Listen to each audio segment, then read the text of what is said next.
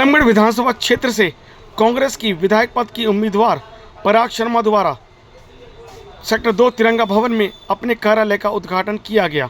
इस दौरान उन्होंने हवन यज्ञ कर अपने कार्यालय का उद्घाटन किया। पराग शर्मा को समस्त कांग्रेस पार्टी के कार्यकर्ताओं और नेताओं गिरीश भारद्वाज, मनोज अग्रवाल और समस्त कांग्रेस के कार्यकर्ताओं का भरपूर समर्थन प्राप्त हो रहा है।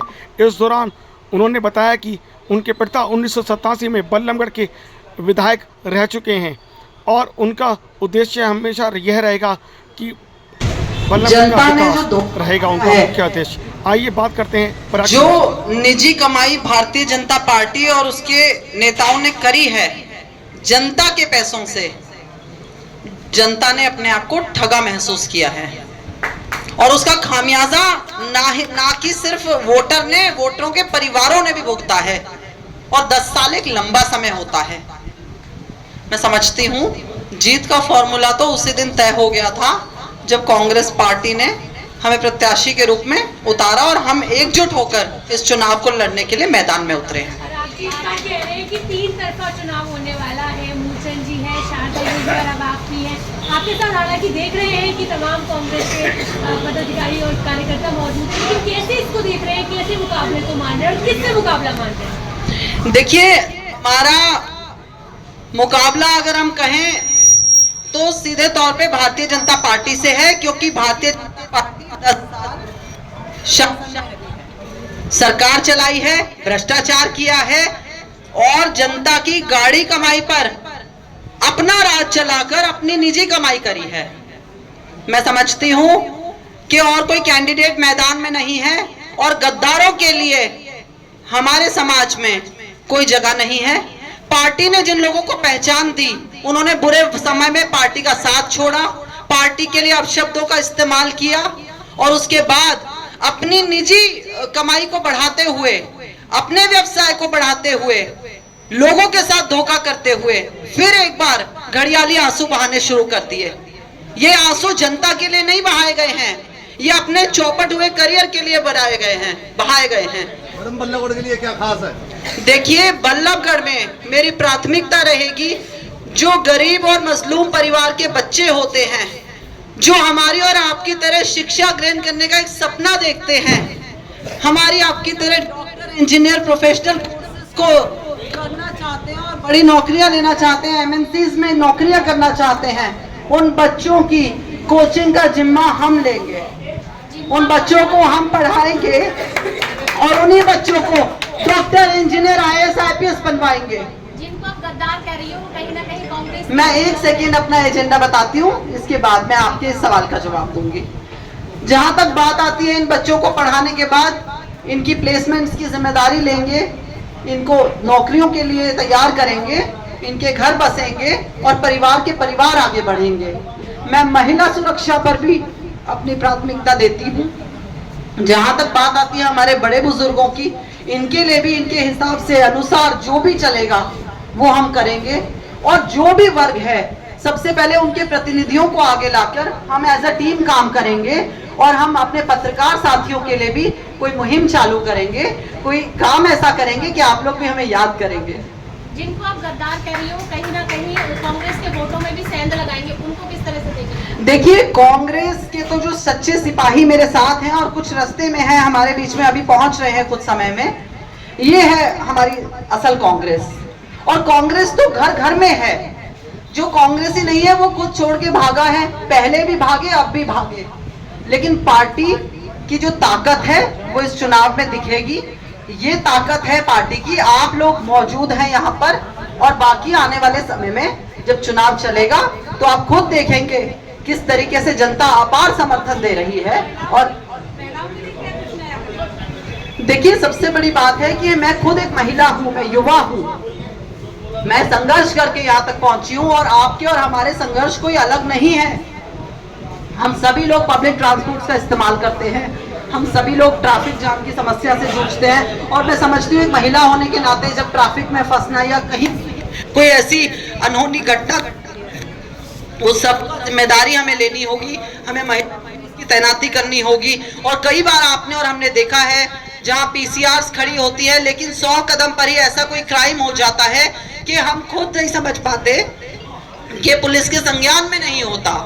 उन सब पर हमें काबू करना है। क्राइम कंट्रोल की टीम को हमें समझना है, हमें प्रशासन के साथ मिलकर चलना होगा, उन्हें समझाना होगा कि जनता की प्राथमिकता क्या होती है, महिला सुरक्षा क्या होती है। इन सब पे हम वर्कआउट करेंगे और एंटायर जो मेरा फोकस होगा वो बल्लभगढ़ की बेहतरी के लिए होगा। राजनीति से पहले से ही जुड़ी हुई है। तो क्या लगता है 20 दिन में आप कांग्रेस के एजेंडे को घर घर तक पहुंचा पाएंगे? देखिए, बात 20 दिन की नहीं है, बात तो हिम्मत और हौसले की है। और ये हिम्मत और हौसला कौन देता है? मेरे अपने देते हैं, बल्लभगढ़ के लोग देते हैं, मेरा परिवार देता है। टिकट से पहले भी हम सबने मिलकर मजबूती के साथ घर घर पहुंचकर अपने अपने तरीके से कांग्रेस की बात रखी है, अपने नेता आदरणीय राहुल गांधी की बात को आगे बढ़ाया है। तो हम उसी मुद्दे को आगे बढ़ाते हुए, देखिए, आधा काम हम टिकट से पहले सब मिलकर कर चुके हैं। सभी साथियों ने भरपूर मेहनत करी है पार्टी के लिए। और आप कमाल देखिए, आज भी हम पार्टी के साथ ही जुड़कर काम कर रहे हैं, पार्टी के लिए काम कर रहे हैं। जो लोग पराग के लिए नहीं भी कर रहे हैं, वो कांग्रेस पार्टी के लिए काम कर रहे हैं। आप इस सच्चाई को मानिए और मैं तय मानती हूँ कि हम सब मिलकर एक बेहतर भविष्य का निर्माण करेंगे बल्लभगढ़ के लिए। जीत का मार्जिन कितना देख रही है कि कैसे कितने मार्जिन से जीत हासिल करती है? देखिए, मैं समझती हूँ कि आशीर्वाद की कोई सीमा नहीं होती और बल्लभगढ़ की जनता, मेरा परिवार मुझे जिस तरीके से भरपूर प्रेम और आशीर्वाद दे रहा है, खुद हमसे संपर्क किया जा रहा है, हम लोगों तक पहुंच रहे हैं। एक एक आशीर्वाद ये कई कई हजार वोट में तब्दील होगा। किसके साथ रहेगा?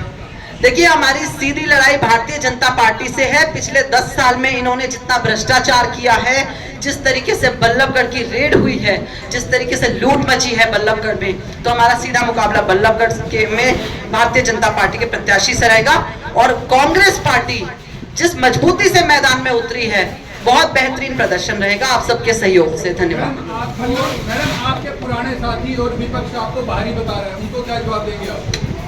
आपके पुराने कांग्रेस के साथी और विपक्ष आपको बाहरी कैंडिडेट बता रहे हैं। पुराने कौन है साथी? तो आप ज्यादा बेहतर जानते हैं। आप सवाल पूछ रहे हैं तो आप पूरा करें सवाल। मैडम, जो आपके पुराने कांग्रेस के साथी हैं, कौन है? सभी हैं, कोई भी विपक्ष? सारे साथी मेरे साथ बैठे हैं, कुछ रास्ते में है। कौन है विपक्ष? भी आपको बाहरी बता रहा है। विपक्ष? कौन है? भारतीय जनता पार्टी। भारतीय जनता पार्टी भी है और वो कैंडिडेट भी है जो मेरे पिताजी सन 87 में बल्लभगढ़ की जनता के आशीर्वाद से विधायक चुने गए थे और उस वक्त 1987 में 17,000 वोटों का मार्जिन था। आज 37 साल बाद कांग्रेस पार्टी ने पंडित योगेश चंद्र शर्मा की बेटी को मैदान में उतारा है। मैं बाहरी कहां से हुई? हमारा तो 40 साल का नाता हो गया और मेरे पिताजी पर, उनकी ईमानदारी पर एक पैसे का दाग नहीं है। मैं उस पिता की बेटी हूं जिसके दामन में, जिसके माथे पर किसी से बेईमानी का दाग नहीं है, जिसने किसी के साथ एक पैसे की बेईमानी नहीं करी, जिसने 36 बिरादरी को साथ लेके चला। मैं उस पिता की बेटी हूं। मैं बाहरी कैसे हुई? बल्लभगढ़ की जनता ने कई अंतर्राष्ट्रीय खिलाड़ी दिए हैं। बल्लभगढ़ में कई अंतर्राष्ट्रीय खिलाड़ी दिए, लेकिन बल्लभगढ़ में ना कोई स्पोर्ट्स कॉम्प्लेक्स है, ना कुछ है। आप क्या कह रहे हैं? ये आपका सवाल बहुत अच्छा है। देखिए, मैं खुद एक स्पोर्ट्स पर्सन रही हूँ और मैं समझती हूँ कि जब तक खिलाड़ियों को एक प्रॉपर एमिनिटीज नहीं मिलती, उनके लिए सहूलियत नहीं होती, तो हम लोग मेडल्स की अपेक्षा करते हैं अपनी बहनों से, बेटियों से, अपने खिलाड़ियों से। पर क्या निकलता है? नतीजा वही होता है, वो संघर्ष में अधूरी रह जाती है हमारी जो आस होती है उनसे, और फिर हम सभी मायूस होते हैं। हम क्या, पूरा देश मायूस होता है। मैं समझती हूँ कि हमें प्रॉपर जिस तरीके से, देखिए, कांग्रेस पार्टी ने विनेश बहन को टिकट दिया है, पहली लिस्ट में हमारी बहन का नाम आया, ये बहुत सम्मान की बात है और पूरे देश के लिए सम्मान की बात है कि एक खिलाड़ी को कांग्रेस ने इस तरीके से सम्मान दिया है। मैं समझती हूँ हमें भी अपनी पार्टी की तरह अपने खिलाड़ियों के लिए काम करना है। और देखिए, हम हरियाणा के लोग हैं, हम समझते हैं। मैं कई बार देखती हूँ सेना में अगर अभ्यर्थी जो होते हैं कैसे सुबह 4 बजे रेस लगा रहे होते हैं। ये फरीदाबाद के गांव में आप जाइए, देखिए, आप बल्लभगढ़ की सड़कों पे देखिए, बाईपास पे देखिए, खिलाड़ी कितनी मेहनत करते हैं। तो इनकी जिम्मेदारी किसकी हुई? अगर हम जनप्रतिनिधि चुने जाते हैं तो जनप्रतिनिधि की जिम्मेदारी हुई। मंत्री जी ने कहा है कि यहाँ स्टेडियम बनवाएंगे या कुछ करवाएंगे। देखिए, 10 साल बहुत होते हैं कहने और करने के लिए। आप कहते रहे, जनता ने आपको एक बार मौका दिया, आप 5 साल के लिए गद्दी पर आए, कुर्सी आपने पकड़ी, 5 साल के बाद फिर आपको कुर्सी मिली, लेकिन आपने जो कहा वो किया नहीं। आपने अपना निजी विकास किया और आज आपके होटल, आपके रिजॉर्ट बन के खड़े हो गए, लेकिन स्टेडियम्स नहीं बने। मैम एक चीज और, तो आपकी करनी और कथनी में फर्क है। आपने अपना निजी विकास किया, बल्लभगढ़ की जनता का विकास नहीं हुआ। बल्लभगढ़ में खिलाड़ियों के लिए कोई भी ऐसा सिस्टम नहीं बनाया गया कि हम बल्लभगढ़ से किसी खिलाड़ी को सरकारी मदद पर आगे भेज सके और बल्लभगढ़ का नाम रोशन हो सके। मेरी अपने सभी साथियों से, अपने बड़े बुजुर्गों से, बहनों से, माताओं से यही अपील है, आप लोग सब मिलकर पराग शर्मा बनकर इस चुनाव को लड़ें और अपने बड़े बुजुर्गों से, खास तौर पर देखिए मेरे पिताजी को आप ही सबने मिलकर 37 साल पहले इस चुनाव को जितवाया था, विधायक बनवाया और आज आपके दरवाजे पर मैं उनकी बेटी पहुंची हूं पराग शर्मा, इस उम्मीद के साथ कि आप फिर एक बार 87 के इतिहास को दोहराएंगे। धन्यवाद। मैम एक क्वेश्चन और है आपसे कि जैसे कि ये बीजेपी सरकार कहती है स्वच्छ भारत अभियान, कहती है बार बार ये करती है, लेकिन फिर भी गंदगी से पूरा बल्लभगढ़ शहर फटा पड़ा है और जगह जगह पानी भर रहा है, तो उस बारे में क्या कहना चाहिए? देखिए ये बिल्कुल वाजिब सवाल है और मैं समझती हूँ हमारे सभी साथियों ने चुनाव की टिकट से पहले भी इन मुद्दों पर अपनी लड़ाई लड़ी है और जनता के बीच पहुंचे हैं। तो देखिए गंदगी तो कहीं भी बर्दाश्त नहीं है और जहां तक बात आती है कि सिर्फ बल्लभगढ़ ही नहीं, पूरा फरीदाबाद जिसे स्मार्ट सिटी के नाम दिया गया है वो कहीं से भी स्वच्छ नहीं है। ये सिर्फ नारे देते हैं। चाहे बात आती है गौ माता की, आप देखिए बाईपास पर, हाईवे पे सब जगह आपको गौ माता आपको मिलेंगी, चाहे वो खुद एक्सीडेंट का शिकार होती हैं, चाहे एक्सीडेंट का कारण बनती हैं। और ये सब कौन झेलता है? हम और आप जैसे आम लोग झेलते हैं।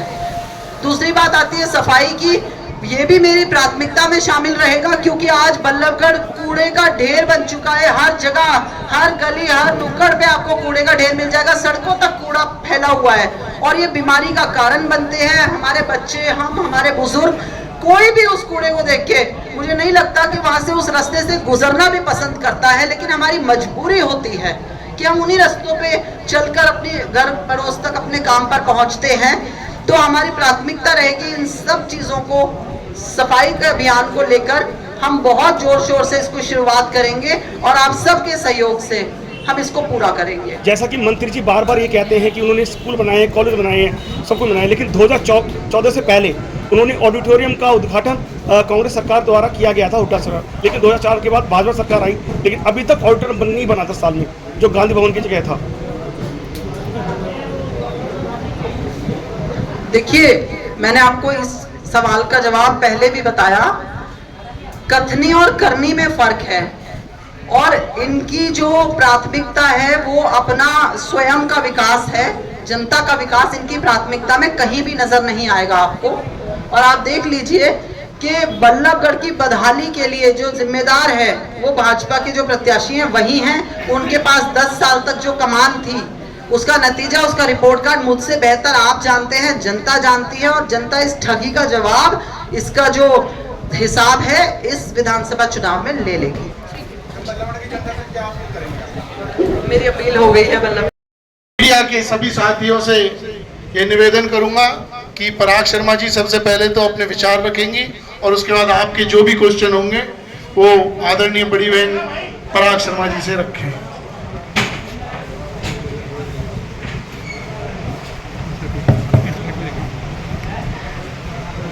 आज तिरंगा भवन, मेरी बहनें जो मेरी मीडिया की भी साथी हैं, मेरे प्यारे भाई, बड़े भाई, छोटे भाई, समस्त बल्लभगढ़ और तमाम जगहों से पहुंचे हमारे सम्मानित पंडित जी, हमारे बड़े बुजुर्ग, हमारी बहनें, माताएं, मेरा परिवार। और जब परिवार बोल दिया तो उसमें सब आ गए। मैं आप सबका अभिनंदन करती हूँ, दिल से शुक्रिया करती हूँ। उम्र छोटी है लेकिन तजुर्बा बहुत हो गया है इस संघर्ष में।